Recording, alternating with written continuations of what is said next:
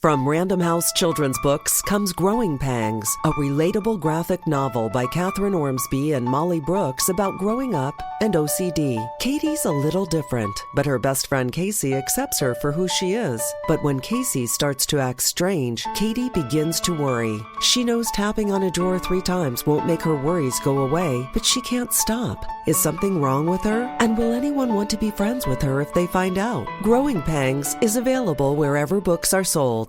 New on Curiosity Stream. With superior armies comes superior weapons. How has innovation mechanized the battlefield? From bullets to battleships and everything in between. It's machinery of warfare. Plus, from the gross to the gourmet. See how that in-flight meal lands on your tray table. On secrets of your airline food. It's all on Curiosity Stream. Annual plans are $20, just $1.67 a month. Visit curiositystream.com. Hey, this is BJ. Thanks for listening to our show's podcast. If you're a fan of all things geeky, you should check out my other podcast, BJ Shea's Geek Nation. We have new episodes every day, and you can check it out at bjgeeknation.com. Your wages are being garnished. We can stop that now. It's hard enough to pay your bills when things are good, let alone when a big chunk of your take-home pay is gone before you even get your check. I'm bankruptcy attorney Travis Gagne, and I can stop the garnishment and get the creditors off your back immediately, often the same day as our consultation. Both Chapter 7 and 13 provide bankruptcy relief, but choosing the right chapter is crucial. In a free consultation, we can create a plan to get your finances back under your control. The chapter you choose sets the tone for the next chapter of your life. Please contact me today at choosetherightchapter.com. That's choosetherightchapter.com. 99.9 KISW, the Rock of Seattle, and holy moly. Holy moly. Well, look at me. I'm Shazam over here. Live Day is back. Yes. Holy moly, Billy Batson. Billy Batson? He was Shazam, dude. Shazam! You didn't see the movie with Zach Levy? Come on. I'm remembering everyone's names. Or TV's Michael Gray. Who the hell's Michael Gray? Wow. Guy that played Shazam. Uh-huh. I don't know. Well, holy moly, Bat Boy. Holy moly, Bat Boy. Yeah, you know what? At least you're in the same company, so I give you credit. We're talking about Live Day there, Billy. And you can join us November 18th at Snoqualmie Casino. Everything's done live, Steve. That's right. Everything. Holy moly. The conversation, the sound effects, if you hear music, it's going to be done live. The commercials, of course, are done live. Everything. And plus, more importantly, in my opinion, finally we get to celebrate with the Rockaholics the 50th anniversary of KISW, the first and only party you'll be able to throw before the year is over. So please join us at Snoqualmie Casino on November 18th. That's right. Tickets are on sale right now. You get a variety of options to choose from. Get those tickets now. Get the info to KISW.com. Let's play Beat Migs. It's time to play the game. Yeah. So everybody scream his name. Beat Migs. Don't be a loser. Holy moly. Holy moly. Beat Migs. You're a loser. It is time to beat Migs, but it's Wednesday, so let's do some whacking. Whack it. Let me see everybody do their Mr. Wacky then. All right. Whack Yeah. Wacky Wednesday, where everyone's a little wacky. And I'm a little tired. Are you really? Yeah. Stayed up late watching the Kraken. Didn't finish the game, and I was really hoping that they wouldn't screw it up, but it was 5-1, so I was like, halfway through the third period, I'm like, I feel I can go to bed now. Yeah, they have a 4-goal lead. I think you're going to be safe. Minus a massive collapse, which I don't think we'd have to take the day off if that happened. Yeah. If I woke up and I saw that we had lost at that point, I'd be like, guys, I don't feel good because I'm very mad, and I threw my phone. It's tough, you're right, because I was also watching, I was going back and forth between both, the World Series and that. Oh, gosh, yeah. It was like, and the Astros are, typically a team that comes back in the 7th inning and beyond, and it's like, so you can't I gotta go to bed. Yeah. Atlanta's leading, I'll wake up tomorrow and wonder what happened, so, and it's same thing with the Kraken, I was so happy, I was like, man, if this has got to be enough goals, right? They gotta start their weeknight games at like 5. Yeah, if they would just do that, it would be absolutely perfect. I'm sure people who work and want to go to the game afterwards are probably like, that's a great idea, you dummy. We'll cater to us. Yeah, the Kraken. Very early morning crowd. We would sell no tickets, Steve. Right. Like, most people are done at work around 5-ish. We need to give them enough time to get to the arena and enjoy the game. Let's get to our contestant today. We've got Bobby and Puyallup. Bobby, are you there? Hey, Wacky Wednesday! Yeah! Ooh, this guy's got some energy. All right, Steve. How's everybody doing? My name is Mr. Wacky. Yeah, Bobby's already. He's on. Whatever, All right, Steve, get out of here. Whatever coffee Holy Bobby's moly. drinking, I want it. Well, it's probably laced with something there at this point. Holy moly! Why don't I wish? For those playing at home, Bobby will have 60 seconds to answer 10 questions. Bobby, you can pass all you want, but you will only get 3 guesses per question. Are you ready? Yes, I am. Thank you. A fictional suburb of Philadelphia, Pine Valley, is the set for what soap opera? Twin Peaks? No. General Hospital? No. All My Children? Yes. Nice. Which organ in the human body has 4 chambers? The Heart? Yes. Who played Matt Murdock in the 2003 movie Daredevil?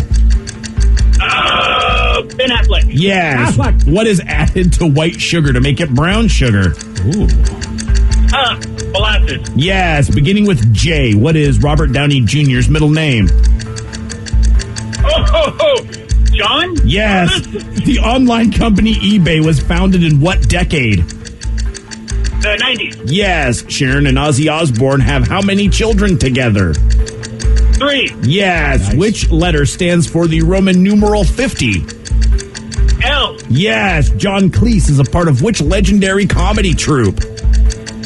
Oh, goodness. It's not the Rat Pack. It's like associated like the Rat Pack. Oh, my goodness.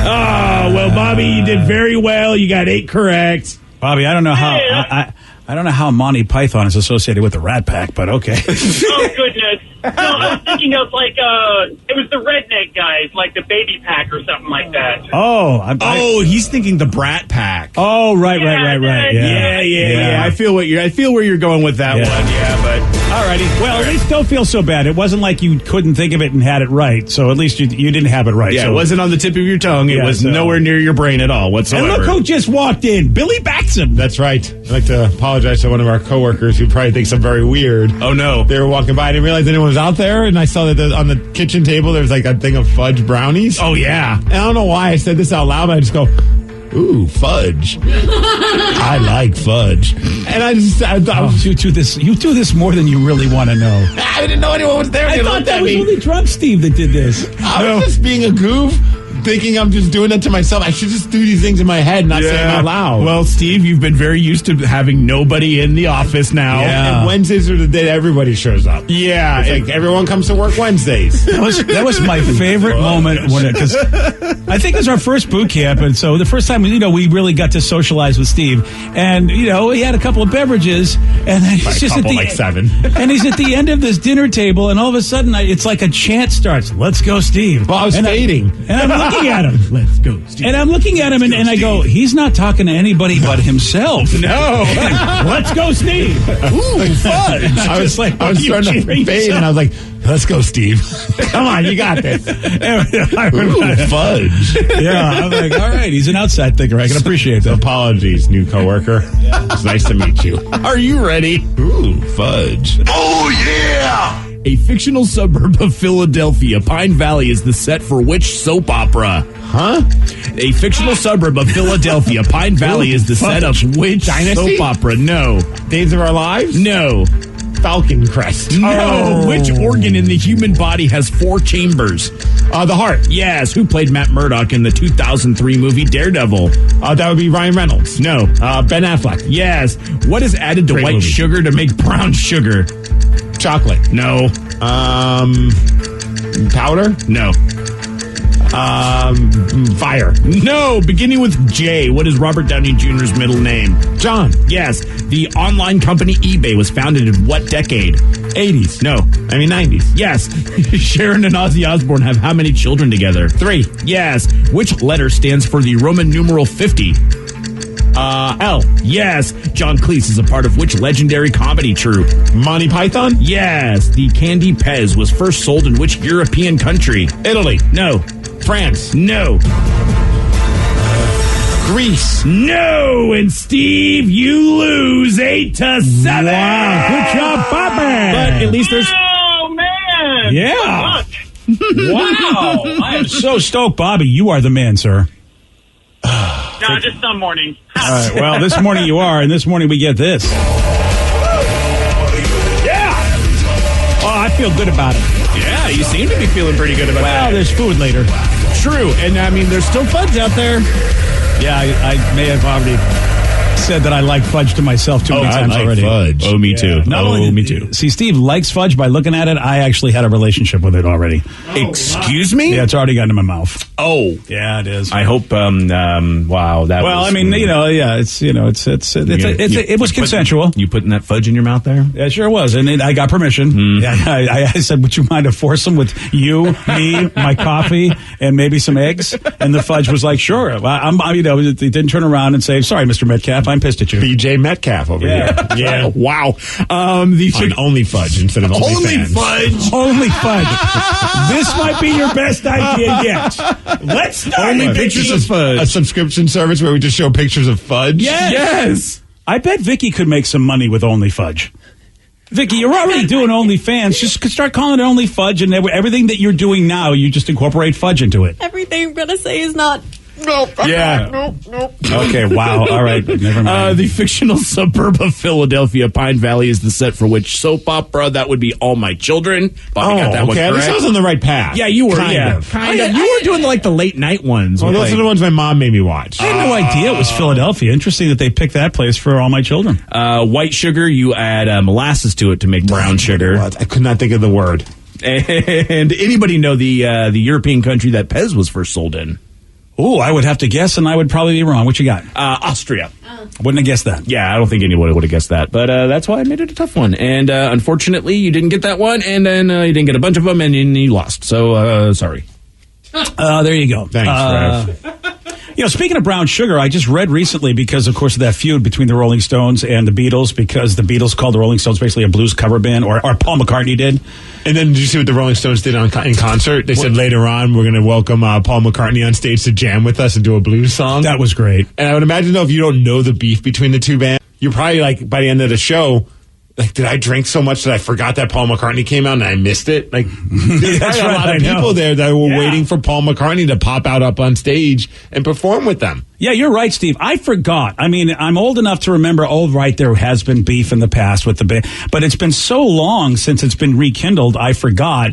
But I think that Mick Jagger is coming out like the cooler guy, because Paul has also made some comments about how he doesn't want to take selfies anymore. Yes. He doesn't want to sign autographs. So Paul is looking like his age.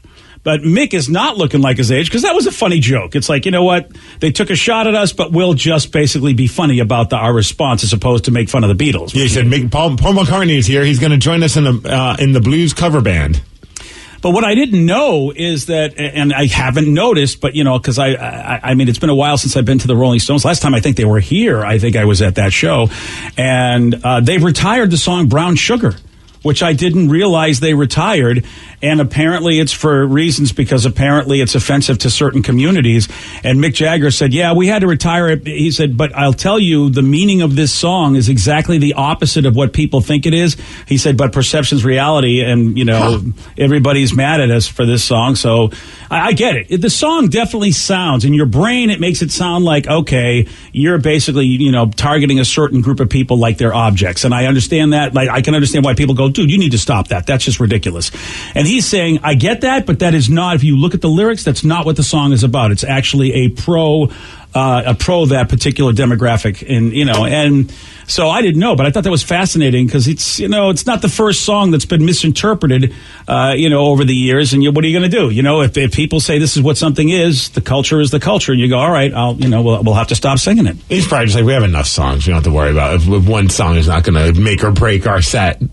Well, yeah, exactly. But it is funny that it is a song that it sounds like it's a very anti what people think it's singing about, and it's like you said, it's anti that, and yet still it's something that it's like, just by the name alone, some of the words, like people are just like, I don't feel comfortable with this, and Mick's just like, whatever, I don't care enough to.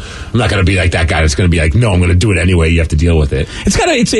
For me, I get frustrated just whenever anybody will say, okay, this is what this means, and you go, that is not what that means. And that happens a lot in life, and I end up getting in fights with people about other stuff. And then eventually, you know what, Mick has got the right approach. It's like, I have to look at myself and go, why am I fighting over something dumb? As far as like, if this is what, if this is what it is, it is. I mean, like you said, we got plenty of songs. I'm fine. All I want to do is make people happy at the end of the day. Yeah, I didn't even know any of that was going on. Yeah. Then again, I really don't like the Rolling Stones have never. I just think they're just like a glorified blues band, personally. Sorry. All right, Paul. I had no idea you were related to the McCartneys. Oh, yeah, I'm Team Beatles on this now. Oh, yeah. If I had a pick, to be honest, though, if someone said like you can only listen to one band, the Beatles or the Rolling Stones, I'm going Rolling Stones. And I know that's probably going to be like... I'm with you. I know that'll probably like anger some like music snobs, but like I don't hate the Beatles. I'm not obsessed with the Beatles. I think they have some amazing songs, but they also have songs I'm just like, I never want to hear those songs again. I agree with you. I think if you know, what do I get excited about? And I have both. I get the Beatles and the Stones on my iPhone. And when I'm just mixing up the tunes, what do I really get excited for? It's usually a Stones tune. I mean, you know, Eleanor Rigby's a pretty song, and, you know, Imagine's a great song, and all the stuff that they've done that are really, really Let It Be.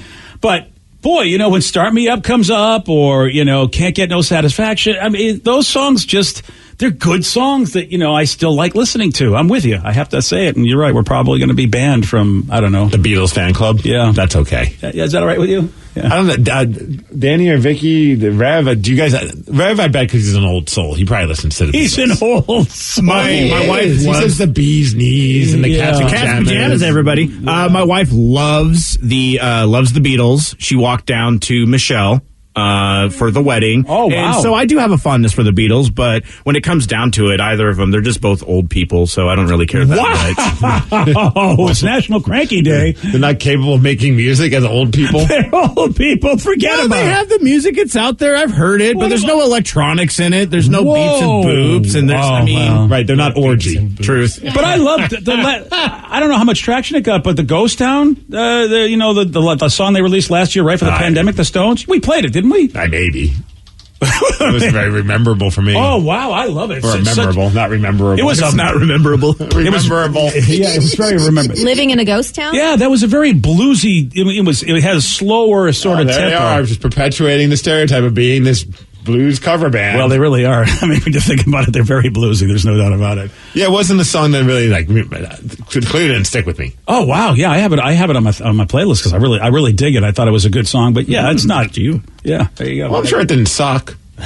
You know what? That is exactly what they put on the album. All right, Danny and Vicky, do you guys dig them? I'm a ghost. Neither one. Living in a ghost town. What if Mick Jagger had Guy Liner on? For the longest time, I thought Mick Jagger and Steven Tyler were the same person. So I was like, What? I love the Rolling Stones, and but I found out that I was listening to Aerosmith the whole time. Like, when are they going to do that Sweet Emotion song? Yeah, exactly. You know, arguably, I think you might have something there, Danny. I wonder if I remember people sort of making that comparison way back in the day. Mm-hmm. Yeah. They're like wrinkly, old, once handsome men. Yeah, exactly. Thank you. Oh, you're talking about the... Yeah. For me, like I like the Rolling Stones. It's one of those like, oh, I really like this song, and I realize, oh wait, this is the Rolling Stones, but it's only like 4 of them that I could really say I actually enjoy listening to and have it in rotation.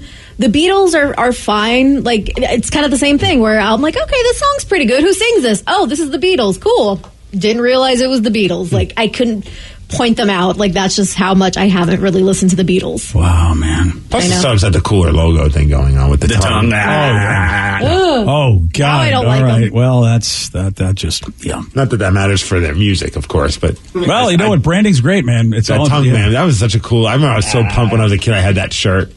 I was like, yeah. Oh, yeah. Back when I was growing up, you had that tongue, you were punished. I remember there was fights with, like, teenage kids that wanted that logo everywhere, and the parents were like, no, that is obscene. Because that's what they used to think was obscene. The big lips with the tongue hanging out like that. They said, oh, that's totally sexual. Really? Oh, yeah. Oh, yeah. It was a beating in the 60s and early 70s. Yeah.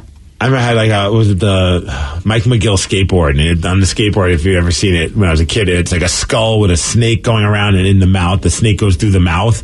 I had a Rolling Stone sticker, and I put it right over the skull's mouth, and I thought that was the coolest thing ever. Oh, look at you. But I probably just completely killed the value of that skateboard, because I look at some of the old school ones and what they're worth, and it's just ridiculous. Oh, yeah. But again, I also used it, so it wasn't in mint condition. Oh, you didn't keep it in the box? No. Unbelievable. I poorly skated on it. Danny's been using it. He actually, I loaned it to him. Oh, is that what he's been riding in Bremerton? Only in Polesbo, I told him. Oh, Polesbo. Okay, yeah. That's a good point. They're big Stones fans in Polesbo, that's why. Huge. The owner of a popular company just surprised all of her employees with a bonus of $10,000. Oh, and that is not all she did. You're going to hear from her at 7:20 on The Rock. BJ and Migs, mornings on The Rock, 99.9 KISW. 99.9 KISW, The Rock of Seattle. Come on. Now, you guys know what Spanx is, right? It's I'm buying some right now. I really should get some. Although, remember when we were at a radio convention and they were giving away free underwear? I don't know if you remember, like boxer briefs. They weren't Spanx like because what Spanx is basically like they'll suck in some of your stuff on your gut or some body parts, tighten things up, like really tight clothes. But they also did boxer brief underwear, and they were giving those away to like people at the radio convention. And I was just like a scavenger. Anyone who left them behind, I took them. I ended up like leaving with like 10 pairs of underwear. Do they work? Whoa. They were just underwear. They weren't there to like do. Oh. They weren't. Yeah. Oh, that's interesting. I wonder what. Well, I guess they were getting in that business. I can't blame them because their founder just sold the company, or at least her share in the company for $1.2 billion. So Spanx has done pretty good for her in the last 20 years. Spanx with an X. Yeah, Sarah Blakely, she's the founder, and that's what she just did, man. Majority stake. She said, here are my shares. $1.2 billion later, she's a happy chappy. Wow, good on her. Yeah. I would imagine at some point when she first, because the name is silly. And you would think like somebody was probably giving her a hard time at some point, like, oh, this is not going to work. This company's going to fail. And it's such a big thing that the word Spanx is synonymous to any kind of like clothing that you wear to like suck it in. Like it becomes like a bit like Band-Aid, yeah. Kind of like Band-Aid, or Q-tip. Yeah. Like it's just synonymous with it, so it is huge. But they don't just do like because I'm looking like they do like leggings. They're not just they're not just solely a company that just sucks in some of the fat. Girdles, I guess. Yeah. Well, yeah, it looks like it sculpts you, which which I don't think I'm beyond sculpting, but yeah, that'd still be something. No, they can still sculpt you. Get some Spanx, BJ. Yeah, you should get some Spanx. I'm gonna do it. Christmas is coming. So here's what she did. She got the money. She got $1.2 billion, and she didn't just take the money and run away. She actually rewarded her employees who helped her build the brand. So she gathered the whole staff and said, hey, man, she did it in person. She did it over Zoom and said, you know what? First off, here's 2 first-class tickets. Fly anywhere you want in the world. Yeah, I saw like her speech, and she got like emotional at first, like when she was explaining how when she first started, and she just couldn't believe. I would be emotional too if all of a sudden I sold my company for $1.2 billion. Yeah, I mean, how old is she? Because she must have started this really young. It was only 20 years ago, so she might be maybe in her 50s at the most. She looks like she's in her 40s, at least from the picture. Maybe even. I can't really tell. She's 50. Yeah. At 50 years old, she's got $1.2 billion. Oh, man, she's a success, and then I'm me. Alrighty, well, anyway. There's a lot of situations like that, BJ. Yeah, there really is. You're right. I just hate it when they're right in my face. She said, here, you got 2 first-class tickets. Anywhere you want to go, you can fly there first class. And there's a lot of cool places you could go first class. And then she said, but you probably need some spending money, right? So here's $10,000. What? She gave each person that much, which again, if you want to take a nice vacation, say you want to go to Hawaii or you want to go to Bali or whatever, I mean, that's what I would do. I would finally go somewhere where it was a long flight and a first class ticket would make it so much better, like sleeper flights or whatever. Wow. And here is that moment when she did tell all of her employees that that's what she was doing. To celebrate this moment, I have bought each one of you 2 first-class tickets to anywhere in the world. You go on a trip, you might want to go out to a really nice dinner, you might want to go out to a really nice hotel. And so, with everybody's 2 first-class tickets to anywhere in the world, you are each getting $10,000. She's like Oprah. Yeah, Dude, right? She got next level on that. And you get an airplane ticket, and you get a ticket. I mean, that's like some undercover boss type aspect. You're doing it to everyone in your company. Like hooking them up with cool. What if you just got a job there? And this is like week 1. Or that you just quit last week. Now that would be very devastating. Oh, that would be horrible. I changed my mind. Yeah. See if it's like week 1, you're like, is this just what happens all the time? Right. Should I expect this more often? That's awesome. Wow, is that awesome? Well, I mean, BJ is worth $12 million, so when is this What the hell, man? I mean, you know what, guys? I'll take a coach ticket anywhere. Guys, I bought you all a first-class stamp, so you can mail anything you want anywhere. And here's $10 in case, you want to buy something to put in that envelope. What do you say? Congratulations. So what you're telling us that the net worth Google thing that we looked up is lying? Maybe. I know. If you missed it last week, somebody found out that Google said my net worth was $12 million, and I was just like, if I had $12 million, I wouldn't be working anymore. Oh, but then when the mics went up, you went, $15 million. This is such a BS. Danny, can you get that fixed? Yeah. Yeah, I would. Look, I love y'all, and I love the people that we broadcast to, but if I had $12 million, peace. You're like, goodbye, everybody. I sold the company for $1.2 million, so as a gift to all of you, a free pair of Spanx underwear. Yeah. Oh, I know. That would have been fantastic. Oh, that would have been good. It's the lukewarm topic of the day. Yeah, the CEO of Spanx just gave her employees a free first-class flight and $10,000. So based on this, and this can be good or bad, we want you to fill in this sentence. I can't believe my boss did blank. Good or bad, what is something that your boss did that you'll never forget? 206-421-ROCK. Text us at 77999. Good or bad, what is something that your boss did that you'll never forget? Calls and texts after the Pumpkins. BJ and Migs, mornings on The Rock, 99.9 KISW. From Random House Children's Books comes Growing Pangs, a relatable graphic novel by Catherine Ormsby and Molly Brooks about growing up and OCD. Katie's a little different, but her best friend Casey accepts her for who she is. But when Casey starts to act strange, Katie begins to worry. She knows tapping on a drawer 3 times won't make her worries go away, but she can't stop. Is something wrong with her? And will anyone want to be friends with her if they find out? Growing Pangs is available wherever books are sold. New on Curiosity Stream. Are we close to building machines that are almost human? And can new technology give us superpowers? Find out on Super Sapiens. And in 1919, a British composer wrote the longest and most complex symphony in history. Conductors tried to perform it, but failed, declaring it cursed. Now a group of musicians will attempt the impossible, if they dare, on Curse of the Gothic Symphony. Watch now on Curiosity Stream. Annual plans are $20, just $1.67 a month. Visit curiositystream.com. This podcast is brought to you by the Washington State Department of Health. As we continue to listen, learn, and grow, we are amplifying Black voices and perspectives in an effort to start a new COVID-19 vaccine conversation. We're sharing stories intended to help us navigate this unprecedented time together and to co-create solutions in support of the Black community. Hear these stories at weconsiderwa.org. The world needed a safer trampoline. Dr. Keith Alexander, inventor of the Spring-Free Trampoline, wanted to bring the joy of trampolining to his daughter. His wife said they were too dangerous, so he invented his own. Spring-Free Trampoline is the world's safest trampoline, with no springs or hard edges. Now, parents can have peace of mind that their kids are outside jumping safely. To learn more, visit springfreetrampoline.com. 99.9 KISW, The Rock of Seattle. So the CEO of Spanx just gave her employees a free first-class flight to all of her employees and $10,000. Based on this, finish this sentence. I can't believe my boss did blank. Good or bad, what is something that your boss did that you'll never forget? Probably should get Sarah in here, I'm thinking, because I'm sure she's got a fine story about all this. But while we're waiting on that, let's go to Brandon in California. Brandon, you are on The Rock. How you doing, guys? Hi, Brandon. You listening on the Odyssey app? Is that how you're doing down there in California? I am. That's the only way I can do it down here. Woo! Hey, go to your app store right now if you got an iPhone, Android, AUDACY, Odyssey. You can hear us all the time, live or our podcast. It's all sorts of fun stuff. What you got, Brandon? So last Christmas, with the pandemic going on, everything seemed a little, well, we were told everything was a little tight.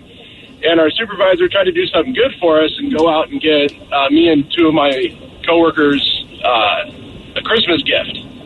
And he ended up getting one of my coworkers like a little thing of chocolate from a gas station. And that coworker is actually cutting weight for a bodybuilding show he was going to do this year. He got another coworker a pair of pajamas, and that coworker does not wear pajamas. Oh, okay. And he got me a Starbucks gift card, and I don't drink coffee. Woo, there we go. All of this sounds great. It's the trifecta there. Yeah, again, the thought's always right, but are we in a society where, a gift card to a major establishment like an Amazon is perfect? Really? Yeah, they got the Visa gift cards too and stuff like that. Those work too, yeah. What I mean, I know people way back in the olden times would go, there's no personality. It's not personal if you just give them a gift card. But now it's like, no, society would love a gift card. If you're really trying to do something for somebody, that's the way to go. Yeah, because gift cards are way more like you said, you could have it somewhere where you could get a lot of stuff, like a Visa gift card. It's not like just some random thing. Like, here's a gift card to a restaurant that's like 100 miles from where you live. Yeah.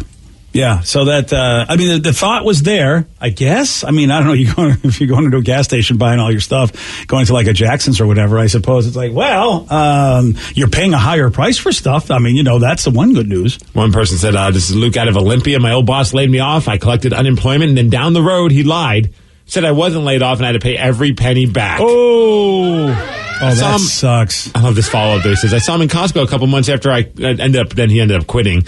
I poured a whole salt shaker on his pizza in Costco while he was eating. LOL. Oh wow! That was a total drama moment. Someone salty, right? That's amazing. Imagine you like, is that the son of a bitch that screwed me out of my money? Wow! I'm gonna screw him out of his pizza. Wow, that sucks.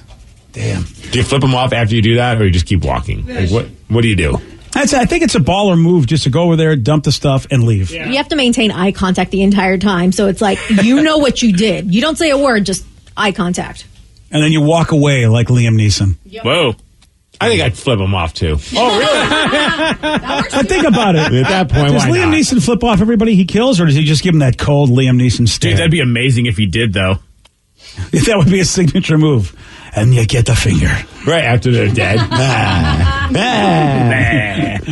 I've got a certain set of fingers. You're getting one of them. This person texted in that's an incredible story. My boss paid a dead man. We're a very small company in the South End. Unfortunately, there was a fatal accident involving one of our long-term employees. The wife was devastated, unable to survive without benefits. So my boss stepped up and paid her for about 6 months, paying the dead husband through the payroll system until Washington State and Social Security kicked in. Without a doubt, the best boss ever. Wow. Boy, that is amazing because, a lot of folks wouldn't be able to do that or wouldn't think they should have to do that. That's a good boss right there. Another person said, my boss this year gave me $5,000 to put into a college fund for my kids. It was a thank you for working so hard during COVID. That's a cool thing, too. That's a real cool thing because the college fund, man, it grows. Everybody's happy. See, mine was on the other side of cool. It was kind of cool because we were young dudes just working at a snack shop on the boardwalk of Coney Island. My buddy and I, and his brother was one who owned the shop. So he was kind of a partying guy, like a ladies guy kind of dude. And so one time he came in and we were working there and he handed each of us a joint, his brother and myself. And he just said, he had a hot girl with him. He goes, if you need to come to the back room, don't. And we're like, oh, so he went in the back room and just was nailing this chick. And it was all right because the back room only had the freezer. So anyone who came with one mozzarella sticks or something like that, I'm like, sorry, we're all out. So all you can have is a hot dog or some soft serve ice cream. We did that for an hour. Oh, boy. I was like, I couldn't believe he did that. But I was like, you know what? Good on him. Right? Wow. I was like, you have the coolest brother ever. Wow. And he's like, I know. Man. We got joints and then we... Oh, okay. So, everybody was happy. Oh, yeah. He looked out for us. It was a little hey, here's a joint. Don't bother me for an hour. Yeah. Good for him. I would like to think that I was the cool. I would like to think I was the cool boss. I don't know. When I was never given us joints. I think that's probably not. It's frowned upon by the company. I think. I feel like HR probably would have a conversation, and I wouldn't be a boss anymore. But I'm not really. Look, I'm technically not a boss here. The drunk in charge is everybody's boss. But when I worked at the department store, the clothing store, I was a boss. And I used to take everybody bowling, and then I used to have them do all the work. And I didn't, all I did was delegate. But they had a good time because I treated everybody good. Did you make them bowl, too, for you? Or I did. Well, I would say that I bowled badly intentionally so they could win, but I just bowled like myself, and they won, that kind of a thing. There you go. But I always felt early on, it's like if you take care of the people who work, for you, they're going to work better for you because, I saw how everybody else was in the store. Everybody hated the bosses. Mm-hmm. And I thought when they made me a boss, I go, here's an idea. I bet I won't even have to work as much if I treat everybody good. Yeah, no one's going to complain about you. And then the other bosses complain. He doesn't do anything. And then when the manager came around, I said, but his department looks amazing. I don't know how could he not be be doing anything. And then eventually he's getting all the part-timers. She's treating them like slaves. And I go, you employ these people to do the job, and you're saying that I treat them badly because I ask them to do their job while they're here? I go, what are you people, medicated? What's wrong with you? Well, you called your daughter in the room, so I'm curious. Oh, here we go, yeah. Oh, Sarah. Hello, Sarah. Oh, hello. This was years ago when I worked at the restaurant, and it's like scarred in my brain. I'll never forget walking in on my boss, who was married. Oh. Railing the bartender. Okay, then. Yeah. All right, then. And to top it all off, his wife had just had a baby. Oh, congratulations. Well, see, he didn't want to use that area because it was just, recently used.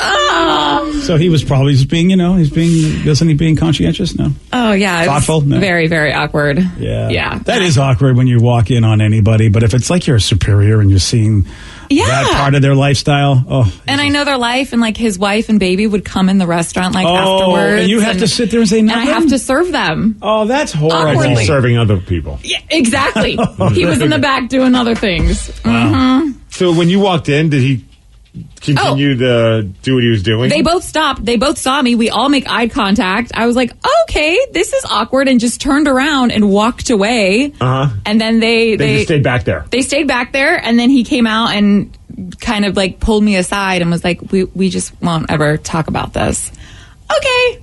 Yeah, sure. Wow. I saw nothing. Wow. It was so weird. Isn't it funny? What's the right thing to say after that? What? Yeah, you know what I mean? I wonder. Oh, so does your wife know? I have no idea. Yeah, I guess he doesn't come up to you like, Sarah, that was pretty cool, huh? Yeah, high five me. Right.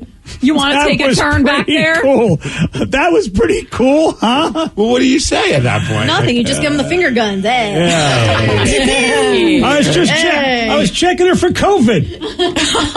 Hey. Couldn't use that excuse. COVID wasn't a thing. Ah, damn it. Well, there you go. All right. Yeah. The wife eventually found out. So. Oh, you think? They're no longer together. Yeah, right. How'd she find out? Through text. Oh. I mean, is that better than walking in, coming in the restaurant one day and then seeing it? Yeah. Oh, I imagine so, but still, she probably knew. Yeah, she obviously had a hunch because she went through his phone. Yeah. So. Yeah. I mean, a guy that's getting walked in on by his employees is probably not the brightest bulb in the box when you think about it. Was there not a lock on the door or where he was in? They were doing it right outside of the walk-in. And the walk-in was kind of like around the corner in this other little You would room. think they would have at least walked into the walk-in. It's so cold in there, though. Oh, well, Yeah, it's I hard bet they to can see. make it hot. You're quite a performer, because the Costanza effect happens. I just get out of the pool when you're in anything cold. True. So if you still can do stuff in that, you know what? You're the man, and you deserve finger guns, no matter what the situation is. I also, very quickly, because, you never know when he's listening, but the big boss, our boss, Jack, he actually got me hooked up to go and hang out in the Red Sox broadcasting booth one time, which was really cool for me growing up, listening to that team, and I got to meet the announcers. That was a nice thing that he did for me. So, I want to Did he give you a joint and tell you not to come into the back room? No. You know what? Even in jest at one job I had, I said something and I agreed to that. Since you brought it up, let me tell you this horror story that happened to me. Okay. I literally almost got fired for this. I just started a job and we're joking around about the boss. And, I said, something, she said, one woman said to me, the boss had to be drunk to hire you for this job. And I said, well, he did have a drink in his hand at the time. I just went with the joke. It was my first week there. Turns out she set me up. Turns out the boss was a raging alcoholic and he just went on the wagon and he tried to clear up his life. I got called in and everything for, so when anybody ever says anything about the boss anymore, I now shut up because it's just like, I don't even want to go along with any jokes anymore because of that one time I got set up so bad. Like it was like the family almost broke up. I got the whole sob story from everybody. Way to go. Oh yeah. It was like, I just moved my family to this new place and I go on the air the first day. The news person goes, the boss had to be drunk when they hired you. And I'm like, oh yeah, he had a drink in his hand when he was interviewing me. And next thing you know, I get called in. Do you know? So what you're saying is our boss actually did give you a joint. I don't want to comment because I don't want to be brought in and go, do you know the boss is basically... Way to double down there, Do you know Steve? that he used to be an arms dealer or something? And An arms dealer? I don't know. You never know the history of these CEO You're people. saying our boss was once a massive drug dealer? I'm not. I don't know. I don't know if this is crazy. I do know that I can't when wait we for had our Halloween party this afternoon. I remember when I first met him, he said, "Say hello to my little friend." I don't know I wonder what he'll be dressed up as. Yeah, I don't know. He was a Colombian drug lord? I know. It's so Damn, this has escalated. It surely has. I feel really bad about the whole thing. All right. Well, we got a woman.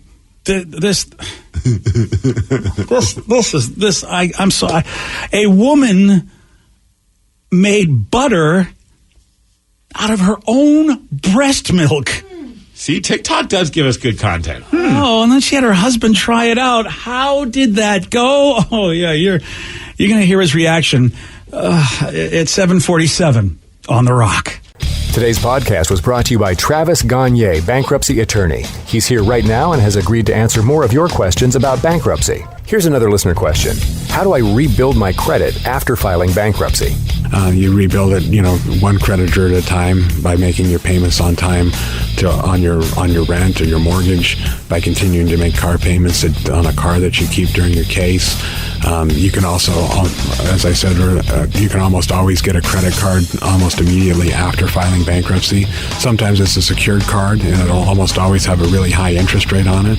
But you could get a small balance credit card and charge a tank of gas or a dinner once a month on that and make the payment, pay it off every month, and that'll help you build a credit history one creditor at a time, and will help you rebuild your credit over time.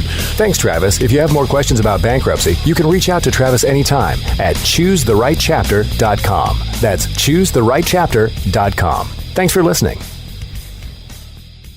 From Random House Children's Books comes Growing Pangs, a relatable graphic novel by Catherine Ormsby and Molly Brooks about growing up and OCD. Katie's a little different, but her best friend Casey accepts her for who she is. But when Casey starts to act strange, Katie begins to worry. She knows tapping on a drawer 3 times won't make her worries go away, but she can't stop. Is something wrong with her? And will anyone want to be friends with her if they find out? Growing Pangs is available wherever books are sold.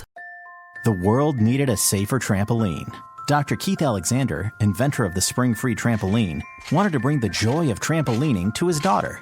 His wife said they were too dangerous, so he invented his own. Spring-free trampoline is the world's safest trampoline, with no springs or hard edges. Now, parents can have peace of mind that their kids are outside jumping safely. To learn more, visit springfreetrampoline.com. New on Curiosity Stream. Are we close to building machines that are almost human? And can new technology give us superpowers? Find out on Super Sapiens.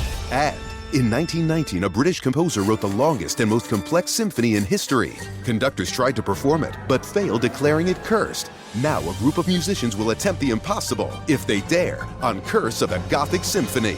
Watch now on Curiosity Stream. Annual plans are $20, just $1.67 a month. Visit curiositystream.com.